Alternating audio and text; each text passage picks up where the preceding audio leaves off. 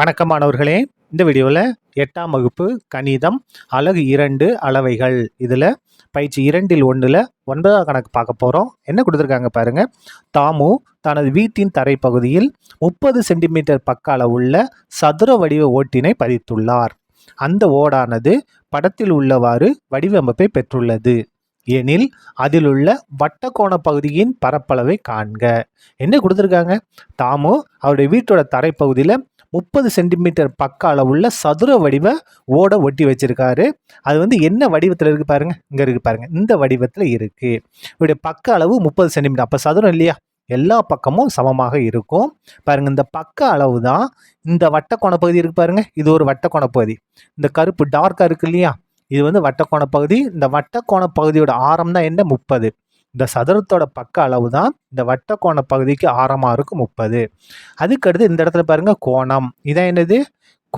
வட்டக்கோணம். வட்டக்கோணம் எவ்வளோ இருக்குன்னா 90 டிகிரி இருக்கும். ஏன்னா இது என்னது? கால் வட்டம்.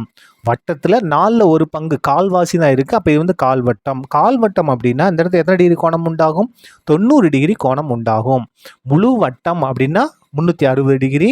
இது கால் வட்டம் தான். அப்போ 360 4 கொண்டு வகுத்தா எவ்வளவு? 90 டிகிரி. அப்போ ஆரம் 30 சென்டிமீட்டர், வட்டக்கோணம் 90 டிகிரி. எழுதிக்கலாமா? பாருங்க, வட்டக்கோண பகுதியோட ஆரம் எவ்வளவு? 30 சென்டிமீட்டர். கோணம் எவ்வளவு? 90 டிகிரி. வட்டக்கோணம் 90 டிகிரி. இப்போ நம்ம அந்த வட்டக்கோண பகுதியோட பரப்பை கண்டுபிடிக்கணும். நமக்கு என்னென்ன தெரியும் பாருங்க.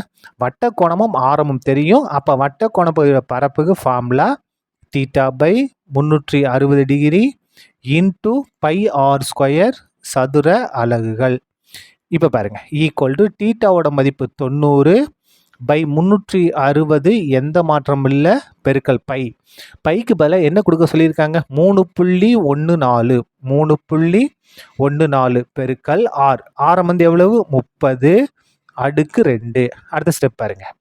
ஈக்குவல் டு 90 பை 360 பெருக்கல் 3.14 பெருக்கல் 30க்கு அடுக்கு 2 இருக்கா? அதை 2 தடவை எழுதணும். 30 அடுக்கு 2னா 30 பெருக்கல் 30. இப்போ நம்ம கேன்சல் பண்ணலாமா பாருங்க. இந்த ஜீரோவும் இந்த ஜீரோவும் கேன்சல். 1 9 9, 4 9 36. இப்போ ரெண்டாவது எப்படி பாருங்க. 2 2 4, 15 2 30. இப்போ ரெண்டாவது எப்படி பாருங்க. ஓ 2 2, இந்த இடத்துல 3 இருக்கா? ஓ 2 2, 3ல் ஓ 2 2, மிச்சம் 1. இங்கே 11. 11ல் I 2 10, மிச்சம் 1. 4க்கு மேலே 1 போட்டால் 14. 7 2 14. அதாவது 3.14 2 கொண்டு வகுத்தோம்னா 1.57. மிச்சம் எடுத்து எழுதுவோமா? 1.57 பெருக்கல் 15 பெருக்கல் 30. இப்போ பாருங்க, இது எல்லாத்தையும் பெருக்கிட்டோம்னா நமக்கு தேவையான ஆன்சர் கிடைச்சிரும். பெருக்கலாமா? இப்போ பாருங்க, இதை 157 எடுத்துக்கலாமா? கடைசியில் புள்ளி வச்சுக்கலாம். இது ரெண்டையும் பெருக்க போகிறோம். 15 3 45. 45 பக்கத்தில் ஜீரோ தான் 450. சொன்ன புரிஞ்சுதா? 15 3 45. இந்த ஜீரோ அப்படியே வந்துடும். அப்போ 450. அதாவது 15 30 பேருனா 450. இதை பெருக்கிடுங்க. இப்போ 0 கொண்டு போயிருந்தா 0, 7 பேருனா 0, 0 5 பேருனா 0, 0 1 பேருனா 0. அப்போ 5 கொண்டு போயிருங்க. 5 35க்கு 5, மிச்சம் 3. 5 25, 25 ஒரு 3 28, 28க்கு 8, மிச்சம் 2. 5 1 5, 2 கூட்டினா 7. முடிஞ்சுதா? அதுக்கு 4 கொண்டு போயிருங்க. 4 7 28, 28க்கு 8, மிச்சம் 2. 4 5 20, 22 கூட்டினா 22, 22க்கு 2, மிச்சம் 2.